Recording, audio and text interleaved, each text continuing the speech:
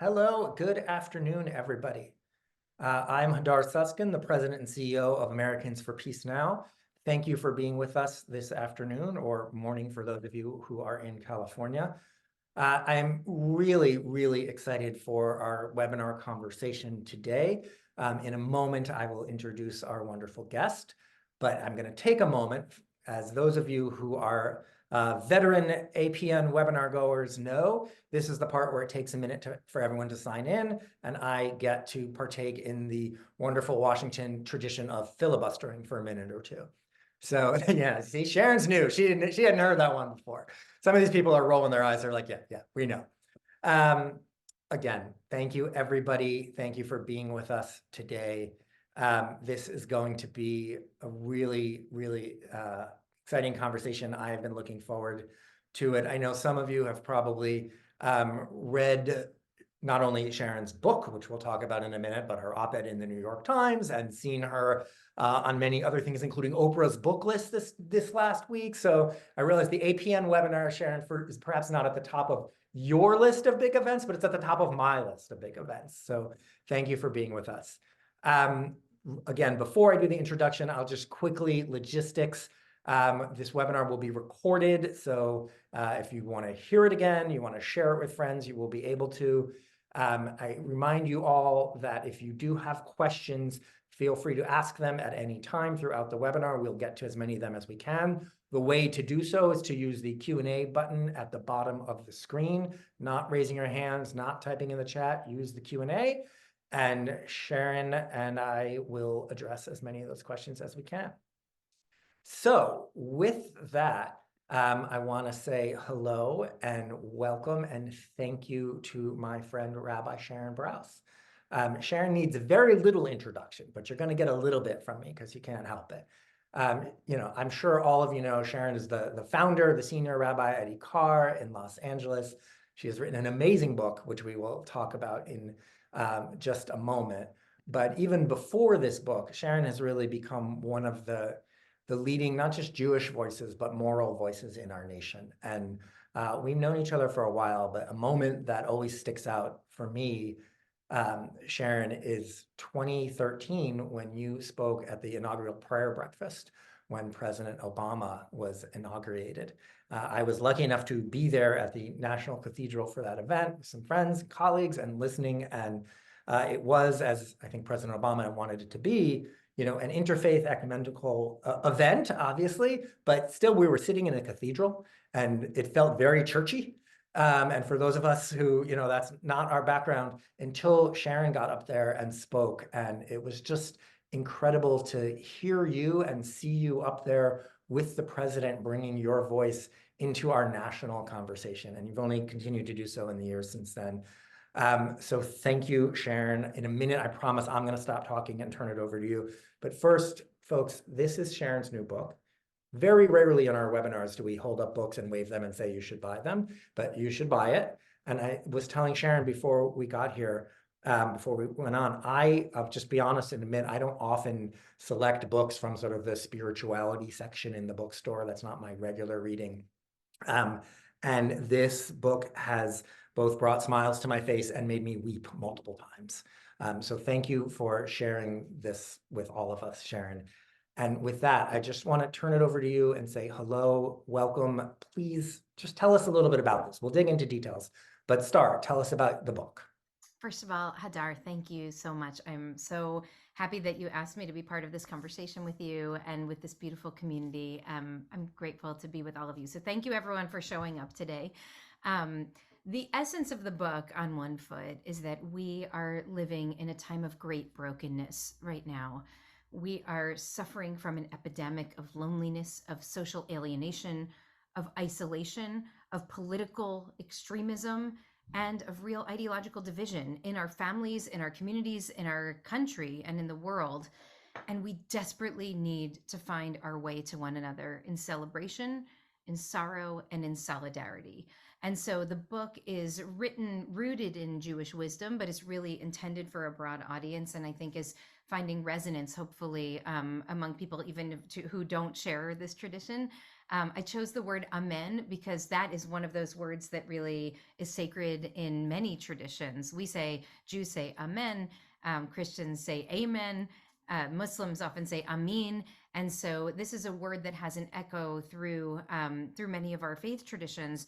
But the idea is the power that each one of us holds, especially in a time when we feel so helpless and so powerless, to say amen to another person's experience, to see them in their pain and in their joy, and to allow ourselves to be seen the same, and then to stand in human solidarity with one another. Really, I don't know when you started writing the book, and I know you've been thinking about it, at least according to the book, for 2 decades, 20 but years I in. can't imagine a more necessary time for it. And it is, like you said, it's the world we live in overall, but particularly as sitting here in my APN office, the world that we as Jewish community leaders and we as people who care about what's happening in Israel are living in right now, that is so full of trauma and so full of pain for so many people, for Israelis, for Palestinians, for everyone who cares about either or both around the world. It's it's a very difficult moment, and I think, again, I'll just speak for myself on this. Like, I didn't know how much I needed this until I started reading. Thank you, Hadar. Look, I really did write the book in another world in many ways because the whole world changed 3.5 months ago. I closed the manuscript a year ago, and if I can take a step back for a minute, I'll give you the kind of central image of the book that I keep connecting back to in every one of the 8 chapters, because I think it'll be helpful for us as we discuss the book. And I'm seeing these beautiful circles behind your head. The image, it's a circling image. It's an image that comes from the Mishnah, the oral Torah, the oral law that was codified around the year 220 CE. So very ancient text that was speaking of the practice of going up to visit the temple in Jerusalem. And when folks would go up for pilgrimage, they would ascend to Jerusalem, ascend the steps at the temple. They would enter the courtyard and they would turn to the right, and en masse, they would circle all the way around the courtyard. And then they would exit essentially right where they had entered, except the text says for the brokenhearted. For someone who's brokenhearted, they would still go up to Jerusalem, still climb the steps, but they would turn to the left when everyone else turned to the right. And like we do when we are in pain, it would feel for them like the whole world was moving in one direction and they in another, except instead of being abandoned and watching people retreat from them and pull away from their pain in the courtyard, the holy work that was done is that the Mishnah says the people who are walking in the direction of the folks who were okay that day would look into the eyes of the bereft and the bereaved and the ill and say, "What happened to you, Malach? Tell me, what's your story?" And the people who were wounded would say, "My heart is broken because my loved one just died, or because I feel, abandoned by my family, or because my partner just left, or because my kid is sick," whatever the pain is that we're holding. And the people who are going in this direction, instead of avoiding them or glossing over the pain, would look at them and say, "May you find comfort in this place. May the one who dwells here hold you with love. May you feel wrapped up in the embrace of community." And it's such a powerful um, psychological insight that the rabbis were holding, that they understood that neither of those parties, neither the bereaved nor the community, want to be having that interaction in that moment. Because when we're brokenhearted, we really want to pull away because we don't trust that we're going to be held with care. But instead, the tradition says you root yourself in a community of care, place yourself in the circle of care so that you can be held. And the people who are doing just fine, could be the greatest day of their life. They're on spiritual pilgrimage. It's like Mecca. I mean, they are so excited to be part of this sacred ritual, but all of a sudden there's this brokenhearted person coming toward them. And I imagine they must be like, "Seriously, I have to go take care of this guy right now. This is the peak moment of my life." But the answer is, yeah, that peak moment is only possible because you're taking care of someone who's brokenhearted. And so they craft this beautiful ritual that's really been the heart of my rabbinate for 20 years.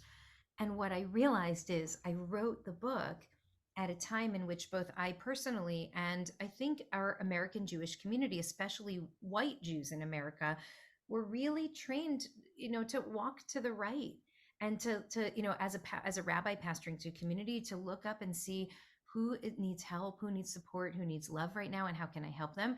And as a community of relative privilege in America, to be able to say, how can I be a good ally? Who can I stand with in the battle for a just society?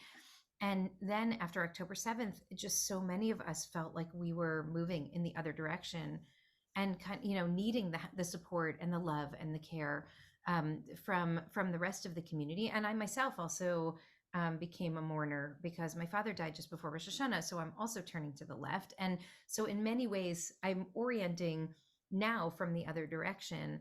And when I went in to read the book for the Audible, because for the audiobook, I was really worried. Like, I wrote the book going this way. What if the book doesn't work going that way?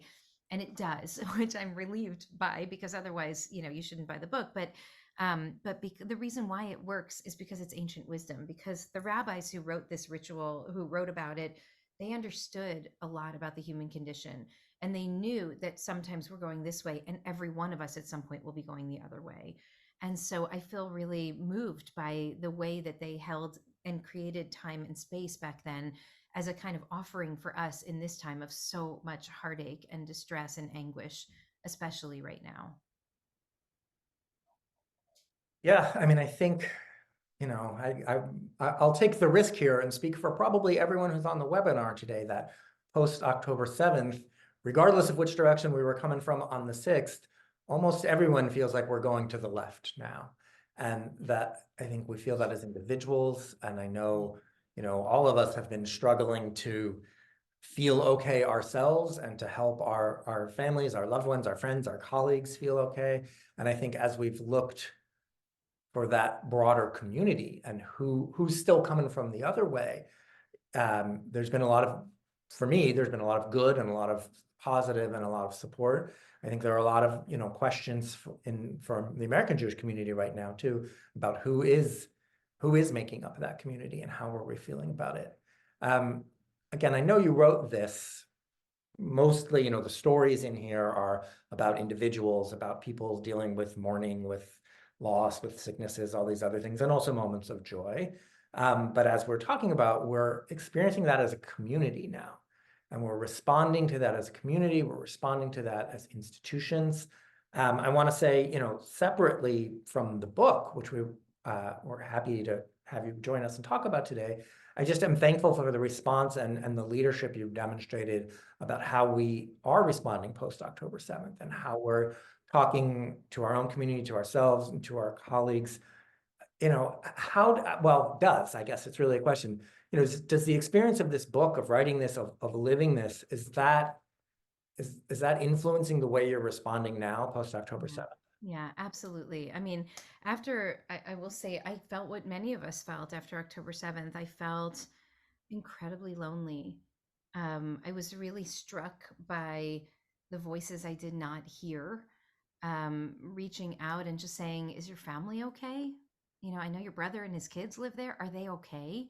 That we have built really beautiful relationships and alliances over many, many years in the movement spaces. And we call each other whenever anything hard happens. And I heard more silence than expressions of care. And it was incredibly painful. And I was really struggling because I realized that there was the anguish and the sorrow and the horror of what actually unfolded on October 7th. And then there was this sense of a little bit of abandonment. Like, are we holding this grief alone? And as a Jewish community, and then immediately, as soon as I could identify that feeling as loneliness, I thought, okay, you just wrote a book about loneliness, right? Like, this, not the whole book's not about loneliness, but it's essentially about the fact that we are relational creatures and we fundamentally depend on one another. We want to be seen and we need to be seen. We want to see and we need to be seen. We live in relationship with each other, and the greatest gift that we can give each other is holding each other through the most challenging and painful moments of life. And if that's true for individuals, that is also true for us as a community. And so it helped me understand what the framework was for this moment. I know loneliness. I can speak to loneliness. And so how do we hold a collective and communal loneliness? So one of the pain points of loneliness is that we now know that loneliness is a sensation that happens to our spirit that, like most sensations, when our body experiences pain, is trying to signal to our brain that we need something that we're not getting. As Dr. Vivek Murthy says, loneliness is the gap between the relationships we need and those we have, or the presence we need from others and the presence we have. So the thing is, when you feel pain from touching a stove, it signals to your brain, pull your hand away because there's danger there.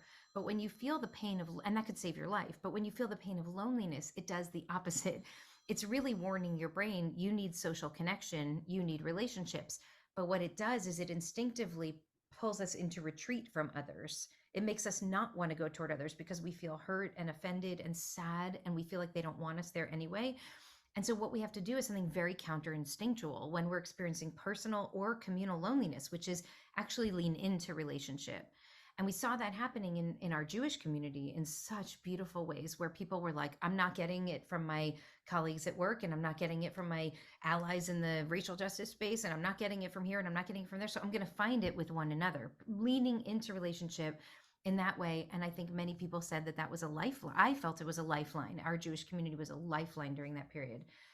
But it also made me reach out to people who I was hurt by and try to reestablish connection and try to say, hey, like, I'm hurting over here. Where are you?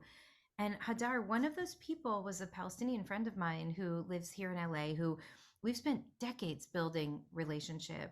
And I was really hurt that I didn't hear from him, honestly. And I reached out several days after October 7th just to say, like, we're in relationship with each other. We don't disappear from one another in hard times. But I didn't say that. I just said, I'm thinking of you. How's your family? And he said that he had lost 2 members of his family in Gaza that day. And I just realized, like, our sorrow is not the only sorrow in the world, and our broken hearts are not the only broken hearts. And if we can find a way to meet sorrow with sorrow, then we can recover each other's humanity on our own. And that really is the message of the book. Can our broken hearts find our way to one another? And I know that not everybody is able to do that yet. When we're in Shiva, when we're in the deepest and most acute mourning, we're not looking to build bridges. We are staying at home and taking care of our hearts and being taken care of by loved ones. But you have to get up from Shiva at some point.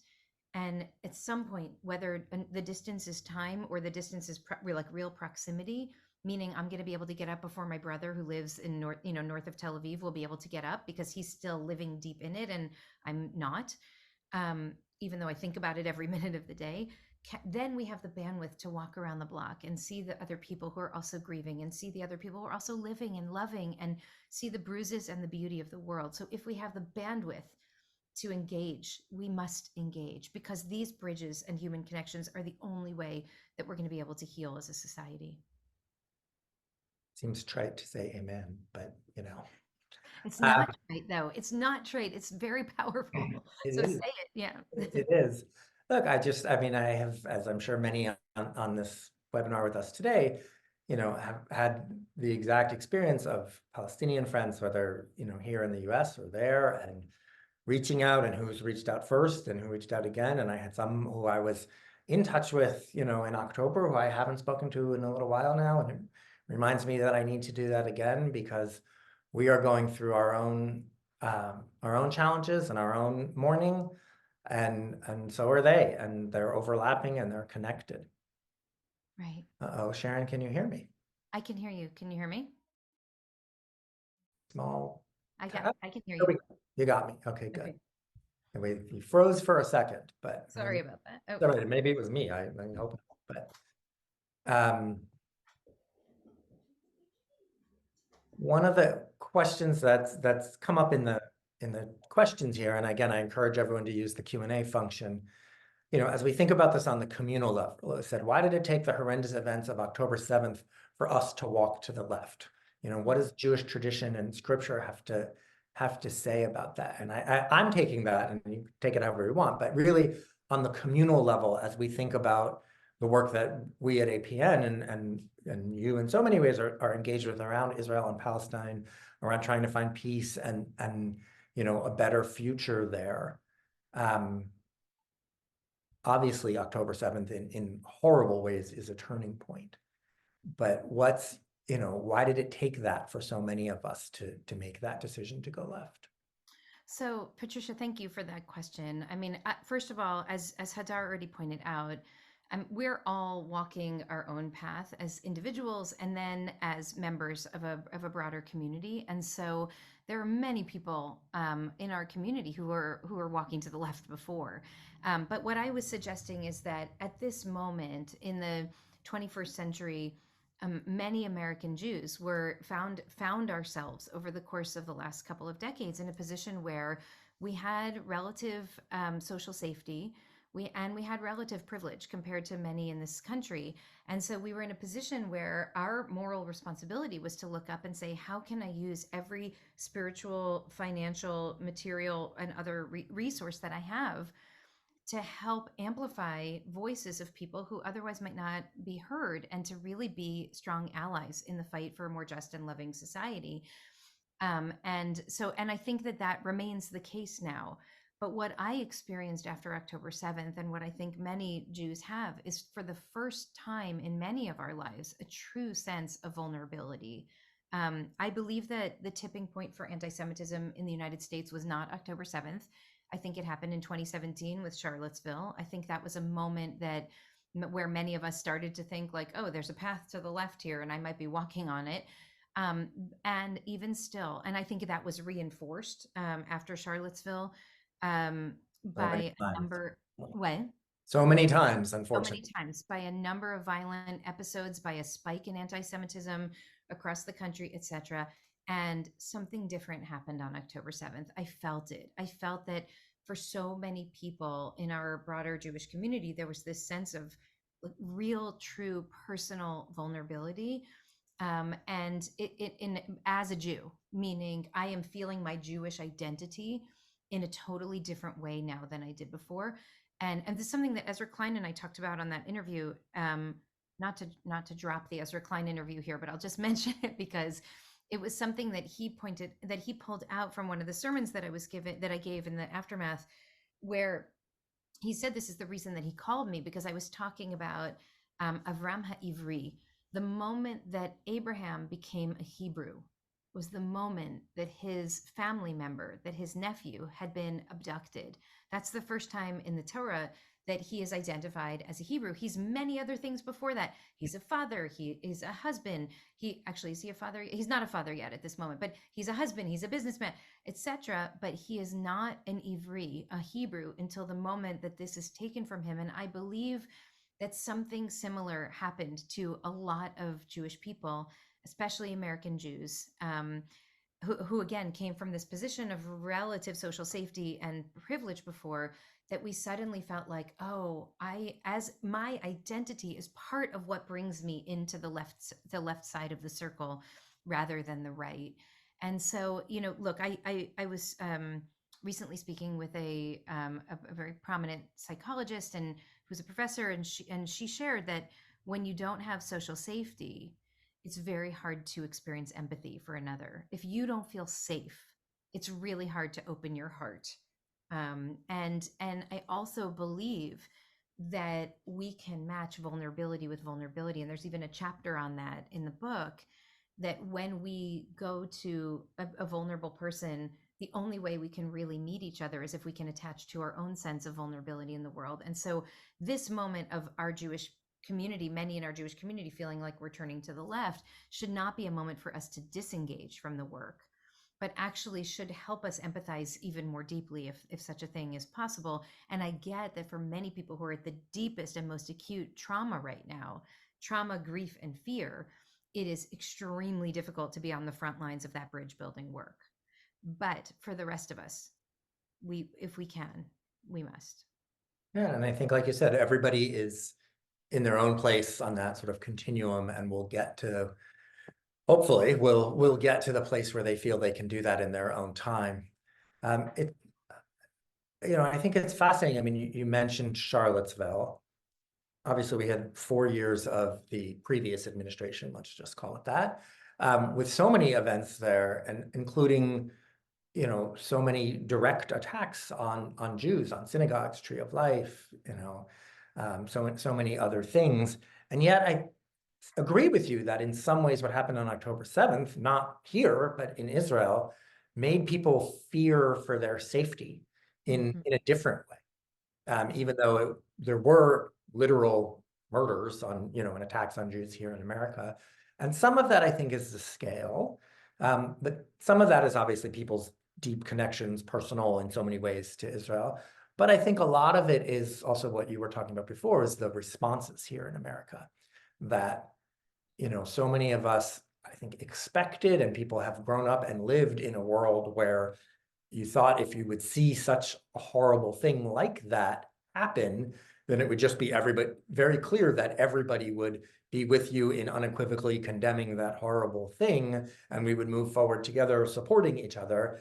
And, needless to say, that I think is not the experience of our community in this country post October 7th. And it created a different kind of eye-opening moment where we were looking around, like you're saying, at people we thought were friends, people we thought were allies. And, I spend a lot of my time telling people that I don't feel like I've been entirely abandoned by the left, right? I've had many, many friends from, very prominent ones, members of Congress, et cetera, down to all kinds of other people, including Palestinian Americans, but from all sorts of backgrounds, be there for me and be very supportive.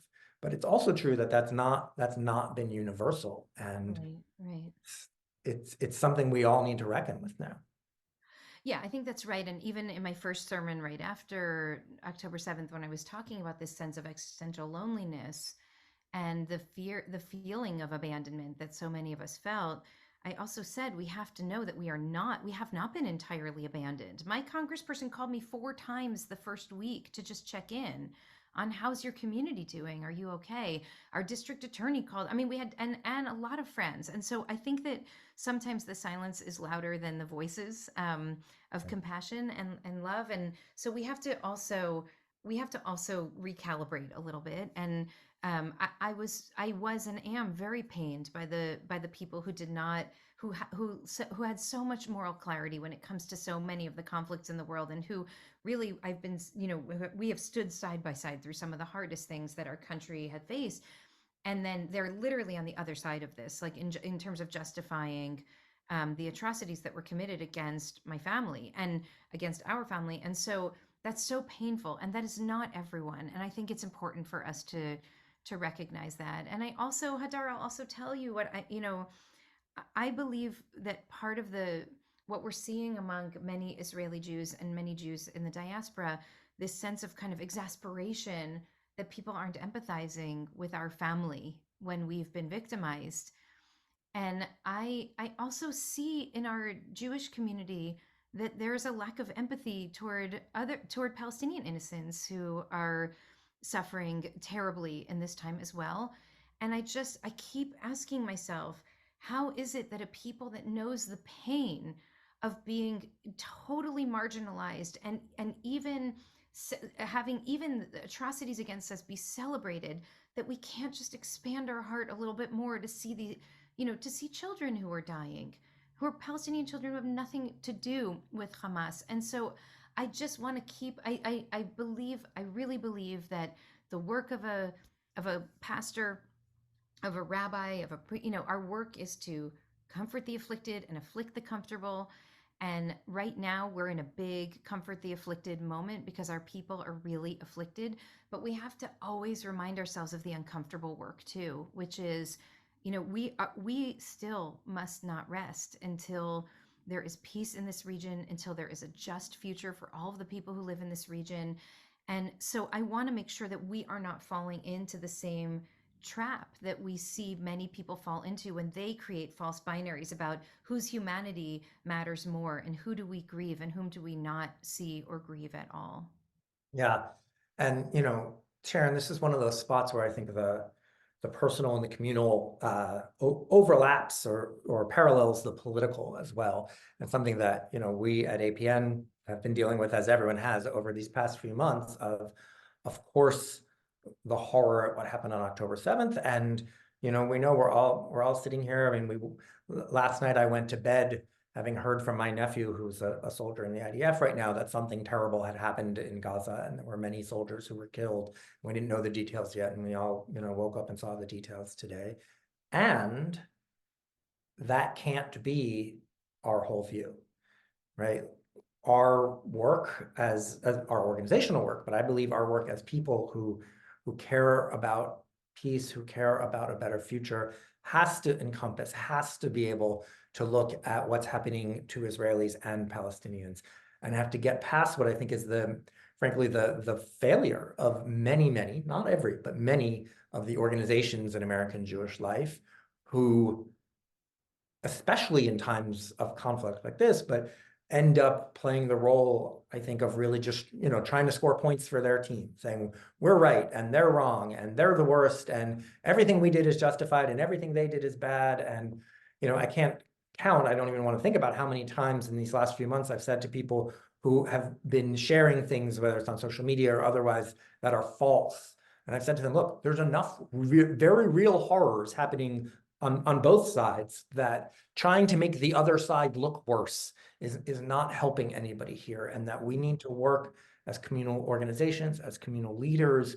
We need to be able to open our hearts the way you were talking about, because this is not a football game or a basketball game that's going to end with a score where one team wins and one team loses. Right. This is Yeah. millions and millions of people who are going to have to live together going forward in one way or another. And that's challenging. And, certainly I don't have any simple answers as to how to make it better, but there's no question that our function has to be to try to find the shared humanity. Absolutely, that's right. And I mean, I'll tell you, every time I hear a report of another soldier that dies, I have this is a practice now, and sadly, a daily practice where I look at their picture and attach their name to their picture. And I try to just take a moment in my busy day and imagine this 26-year-old who studied robotics, who's now, who's now dead. And then I think when you focus so deeply on on each and every loss and each and every person, not only does it kind of bore it hurts the heart, but then to realize that every single person who dies is an entire world. And these are the folks that are my brother's neighbors whose names I'm hearing about. And what about all of the Palestinians who are dying in this war and whose names I don't know and may never know? And so like, are they less human? Is it less of a human connection? And so I really believe that this kind of tribalism, I write about tribalism in chapter 8. And let me just say, it's not a grief book. It's not a grief book, though there's a lot of grief in it. It's not an Israel book. As one of my friends pointed out, the word Israel does not appear in the index of this book. There's a couple stories are set in Jerusalem, but the word, it's not about Israel, but it is about our humanity in this moment, and what it would mean to turn to one another with compassion and empathy and with curiosity. And so I'm like, this conversation is very much a part of the conversation around the book. But in chapter 8, I speak about tribalism and what it means to be attached to a tribe. And in many ways, tribes are wonderful. We have this tribal connection where we actually we can access a sense of community very powerfully and very naturally. And tribes are biological. They are a biological reality. I mean, that is what we understand from science. And there are limits to tribalism, because the science shows that the more deeply attached we are to our own tribe, the more indifferent we are to people who are outside our tribe, and even the more hostility we might feel naturally toward people who are outside our tribe. So what we have to do is honor our tribal connection, and at the same time try to counter the instinct to abandon the people who are outside our tribe, because they are also human beings. And I can't bear it when other people consider my family and my circle outside the circle of human care and concern. So I am certainly not ready to do that to any other people. I mean, I think that's just the basis of this, right? Is yes, we have our connections, our tribalism, as you talked about it. And I think that's important and embraced. I often talk to people about, why I do this work, how I came to this is, because, I come to this connected to Israel. I'm not a Palestinian. That's not my starting point in this conversation. but I come to this caring about the future for Israel and for the people of Israel, Jewish, Muslim, Christian, Druze, Baha'i, whoever else I'm forgetting, but also the Palestinian people, because they are intertwined and they are part of this same story. And there is no good answer that includes one of these peoples over the other. I think, the question, I can't help it. This is just mine. As I'm reading your book, which again is so deeply personal, I'm trying to, not trying, I'm just doing it, extrapolating it to sort of the organizational level and the communal level, and how are we finding those partners and those allies when both we are feeling alone and we are feeling abandoned, but also when they are feeling that. And I think some of the most interesting conversations, just reality checks that I've had with people in the last few months. So with some Palestinian American friends, where I said to them, American Jews are terrified right now. Our community is fearful for our individual personal safety, ourselves, our families, here, much less there in Israel. And American Jews are feeling politically scared as we see people out there publicly cheering on the atrocities of October 7th, or, varying degrees of that. We're not feeling the political support that we expect to feel. And I had a conversation with a friend who looked at me just dumbfounded and said, "What are you talking about? The president's doing everything you want. Mm. Congress does everything you want." And it wasn't in a conspiracy Jews control everything kind of way. It was just, look what's happening. We can't even get Congress to say stop killing Palestinians. And said Palestinians are abandoned by the world. The UN tries to do something and the US vetoes it. And it was this, the two of us really sort of stopped and looked at each other like, wait, how do we both, not just personally, but communally, feel this way? Like, we are both, righteous and wronged, but also threatened and unsupported. And we're having these parallel conversations. And it was actually, Right. it was very powerful. Yeah, when a Palestinian colleague of mine posted something last month that said, it was a pretty aggressive post, kind of criticizing, America and this response, and really people who've placed themselves in movements for justice and then are not supporting justice for Palestinians right now. And the person wrote, like, essentially, you're all useless. They could come for me and kill me right now and you wouldn't even care. Like, none of you would lift a finger to save my own life. And I saw it and I thought, that's exactly how I feel. That's exactly how I feel right now. I think, like, I felt like, oh, God forbid, like, an attack on, attacks on Jews in America. And people are like, well, the occupation, it's almost like, I think that sense of vulnerability is something that we actually share. Like, that post actually made me feel closer to the experience. And, this is something that I've been thinking about for some years. Essentially what you just said, Hadar, that whenever I talk to Palestinians, and the more I talk to Palestinians, the more I feel when I hear them talk about their yearning for home, about their sense of abandonment, that they've been abandoned by the world. Nobody cares about them. They have to fight for themselves because nobody's going to fight for them.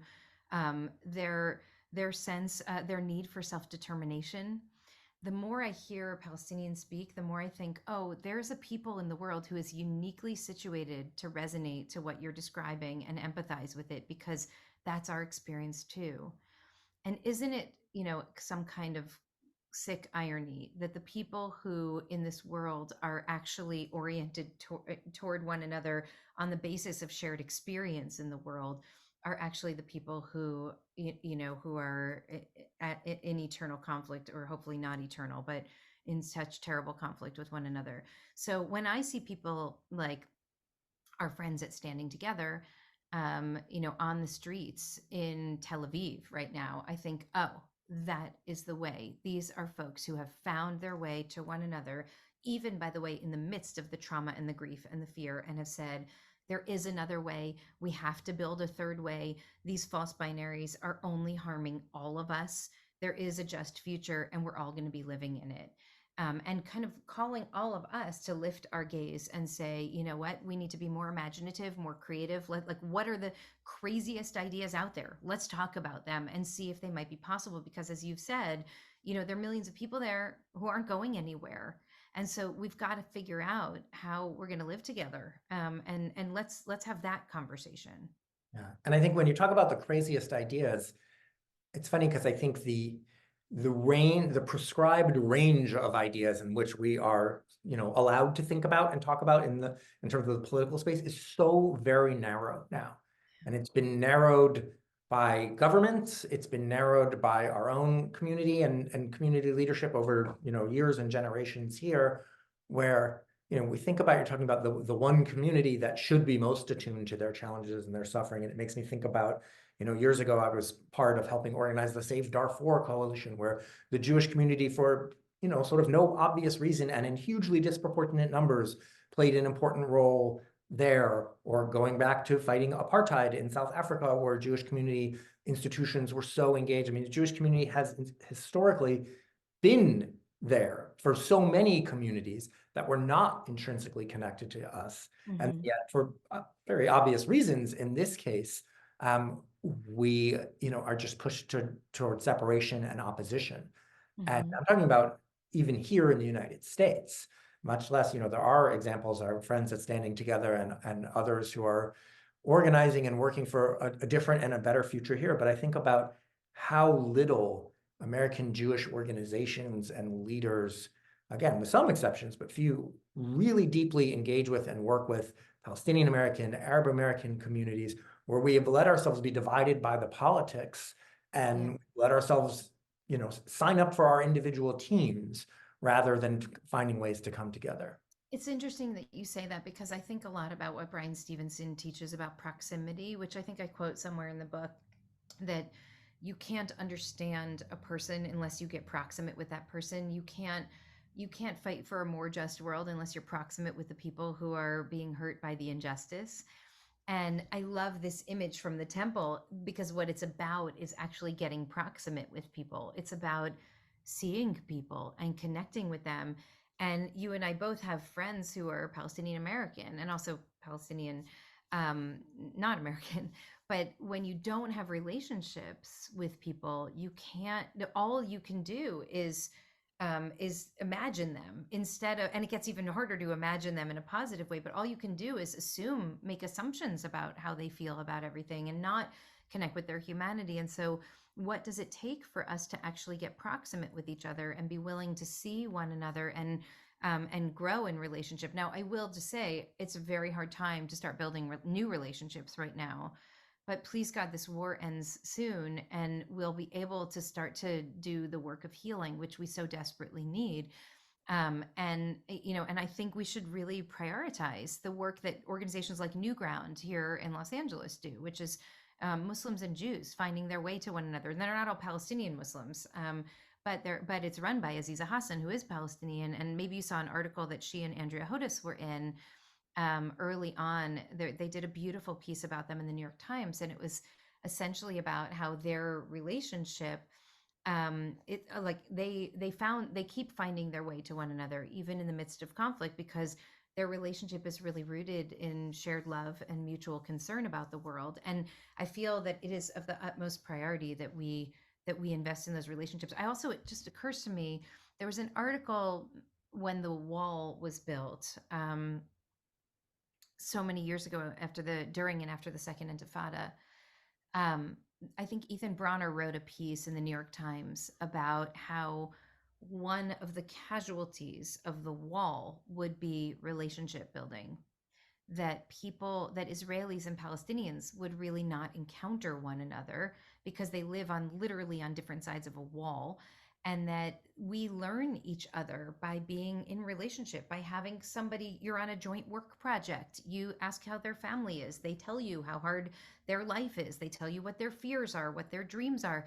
And once these communities were really separated in this way, it became very hard for those relationships to develop. So all the more so when there are opportunities to build relationship, I think we have to.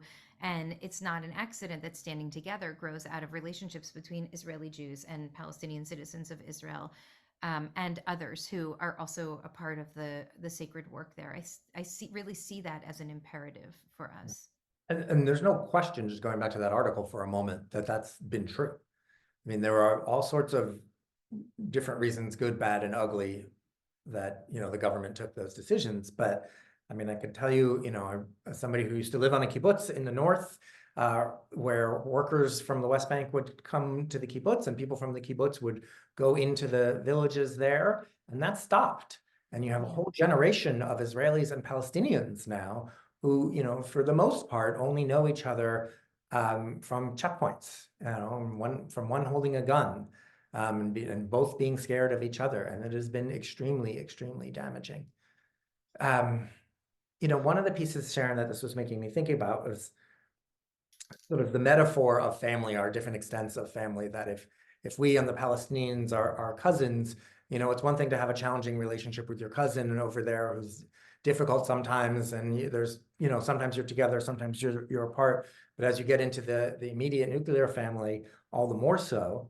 And, we have, not that this is news, but we have a new level of challenge and difficulties within our American Jewish community. And how do we relate to people who we may actually literally be our family, in the case for some of us, who've got very different views on Israel and Palestine in the future. And as that becomes, more and more stark. I mean, I have literal relatives whom, I've had very different views from them for a long time, but it's been easy enough to try to ignore those or not talk about them. And now in this moment when, for so many people, it's the only thing anyone can talk about, and it becomes the central organizing force, the central driving force, I think we have a tremendous amount of work to do to bring that empathy and that understanding within our own community. I'm wondering, are you feeling that? I mean, IKAR, is a wonderful and unique place. I'm sure you do have political diversity there, but probably not as much as everything in the whole of our community. But how are you feeling that and seeing that in your own community? Yeah, for sure. I mean, this threatens to completely tear apart our Jewish community. There's no question. And I'm just going to go back to Ezra for a moment, because he had at the beginning of our interview this incredible analysis that he offered where he was speaking about the generational divide on Israel. And I just thought this was very profound. He said, for my parents' generation, Israel was the David to the Goliath of the Arab world, this incredible miracle that it even existed. And, the tiny force, the few against the many. By the time you and I are really kind of coming into relationship with Israel, Israel's much stronger. Power is much more entrenched, but really striving for peace. And the Oslo years for me were really definitional in my own. That's when I spent my first lengthy periods of time in Israel. In the 90s, really when Israel was striving for peace. And then there's a whole generation that was born, my children's generation, who saw Israel as strong and powerful and not striving for peace. And that's part of the differentiation between the way that, the generations are seeing it. Do you see Israel as fundamentally fighting for a better reality or not? And I think that these many, the endless reign of the prime minister, really has created for many young people an impression that Israel has the power, entrenches in the power, and has no interest in letting go of any of that land or power. And that's really hard. And I do see that this is hurting us. It's actually tearing our community apart. It's tearing our families apart. So here's the way that I've been thinking about it. And I have to continue to say this out loud, not only so that others will hear it, but so that it can be reinforced for me, because I keep also forgetting it and needing to be reminded. I envision human relationships in kind of Venn diagrams right now. Like, I should whiteboard this for us, but like there are these two overlapping circles. And very often we find ourselves at the outer edge of our views and the outer edge of another person's views. And the other person is morally repugnant to us because of the way that they are articulating or even just seeing a particular issue or conflict. And I really want to push us to actually go to the middle, the overlapping place in these circles, rather than pull ourselves out to the outer edges. Because when we look at the overlapping space in the Venn diagram of human relationships, we probably have a lot in common with most people. Not with everyone, because there's some people who just are not, or whose views are so extreme. But with most people, we probably at least share some core values. And so when we sit down at the Shabbat dinner table, or when we go to, when we find our way to one another in these moments that could become very tense, instead of immediately pulling back to, well, you hold this and I saw that you posted this and how could you see that, and like you're either a terrorist or a genocider. I mean, like, they're the worst words, they're the worst possible words. So can we instead just pull into the center a little bit and see? I'm not talking political center, I'm talking about the center of that diagram, where we actually can see each other. Like, it feels like you're really scared right now, so am I. It feels like you are really traumatized by what's going on or what went on, and so am I. It feels like you're really worried about the future, and so am I. Can we meet each other there, and allow ourselves to lean into that kind of relationship enough so that we then have a little bit more curiosity about one another and can start to engage each other with a little bit more, from a position not just of hard strength but of soft strength. Like, I can see that you're finding yourself on a different piece of this than I am. And actually, the message of chapter 8 of the book, which does a lot of the work that that you're talking about, moving from the personal to the collective and the societal and the broad communal. But the message of chapter 8, it's called Wonder, and it's about curiosity. It's, can we get curious about the other? And when I'm here and you're here, we are not curious, we are furious. But when we're both here at that kind of inner circle where we both just want our kids to grow up and in a world where they can thrive and be safe and live in dignity, well, then we can get a little bit more curious about each other. And I believe, I argue in the book, that kind of curiosity is absolutely essential to the reclamation of compassion and empathy and ultimately, relational healing. Well, you just jumped ahead of what was going to be my next question. So I was going to say, we're talking about all of these pieces and how do we engage with this? Also, I just have to say, I think the curious to furious is really good. Mm. I But just came up with that. I'll write it down. I know it was very good. But I mean, really what I was thinking about, and then you went right into it, is, how we take the lessons of this? How do we take the morals of this?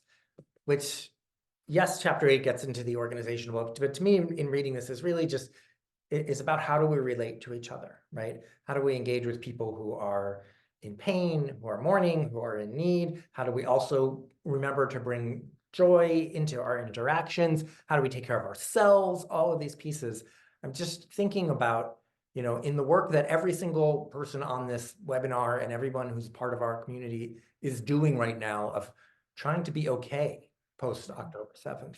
Trying to help our families and our friends and our loved ones and our communities and our institutions and all of that. How do we take these messages and really apply that and translate that into this? Yeah. Hadar, we have to know that we feel incredibly powerless right now, but we are not powerless.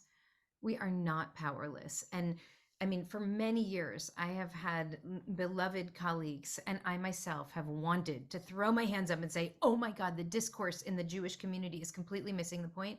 At some point, we have to move from criticizing the discourse and just create our own discourse, right? We just have to say the things out loud, which is what you've been doing, and what NIF is doing, and what True Ah is doing, and J Street and others, and what I'm trying to do. Like, instead of just saying, I can't believe that they're not talking about XYZ, just talk about XYZ. Because the fact is, what I'm finding right now is that I really believe that the overwhelming majority is right where we are, right? Like, actually sees and appreciates and understands the necessity for the state of Israel, the role that it played historically for Jews who needed a refuge and a safe haven and a place for Torah to thrive, and for Hebrew literature and for art and for culture, and sees the humanity of the people who live in that land, and also desperately wants and will fight for a just future for Israelis and for Palestinians in that land. And so if that's where most people are, but that's not where the discourse is, then we just need to shift the discourse. And when the discourse, part of what we've seen in the last couple of months is that the Overton window on the public discourse, the street discourse, has shifted so dramatically that in some ways, there's a whole new language now to describe, like, the accusations are so dramatic. It's the worst, again, the worst possible words that could be said are being said about this. And so we see that it is possible for people to shift the discourse. If they can shift that discourse so dramatically, we can shift the discourse to a much more responsible, morally centered, Torah informed, Jewish values driven conversation. We can do that, and we must do that. And with every webinar, you're doing that. With every sermon, I'm trying to do that. And so I feel that part of this is about us recognizing that as powerless as we feel, we are not powerless. We can use words in a way that help people understand that false binaries do not help the people of the region, that this victim villain narrative is not helpful, and that actually when human beings die, it is a travesty, regardless of which side of the border they live on, and that no liberation movement can grow out of atrocities and annihilation against civilians, and that we Israelis are and Jews are not safer when a very right-wing, hardline, ultra-nationalist, messianic government has visions of enacting a war in Gaza that's going to lead to a total reoccupation of Gaza. That does not make us safer. And so I think instead of us throwing our hands up, we just have to reinforce the language that we want to be heard in the public space and use that language. And finally, I'll just say, I wrote an essay about this a couple of days ago in the Times, that another piece of the response, other than just using our public platform to change the discourse, which I didn't speak about in that essay, but believe very strongly, is that this image of the kind of circling and seeing is a reminder to us that even when we feel powerless, we can see one another in our pain, and we can turn to one another with love and empathy and say, Malach, what happened to you? And we can even turn to people who don't see the world the same as us, and we can turn to them too and say, Malach, what does the world look like from your perspective? And that is a response to our sense of powerlessness. That is what fills us with an opportunity and an ability to actually make a dent in the darkness right now. And I think that is really a call for our time. Beautiful. You know, I had something else I was going to say, and I don't want to say it now. I want to end on that. Okay. Sharon, I want to thank you for being with us today. I want to thank you for this book. Again, for those of you who might not be looking, Ori had posted earlier the link to the book. If you want to go ahead and buy it, I strongly encourage you to read it. And Sharon, just thank you for your work and your voice and being in partnership with us on this. Thank you, Hadar. And thank you to all of you standing in the breach. I hope you all find strength and comfort. Thank you to everyone for joining us, and we will see you again another time. Bye.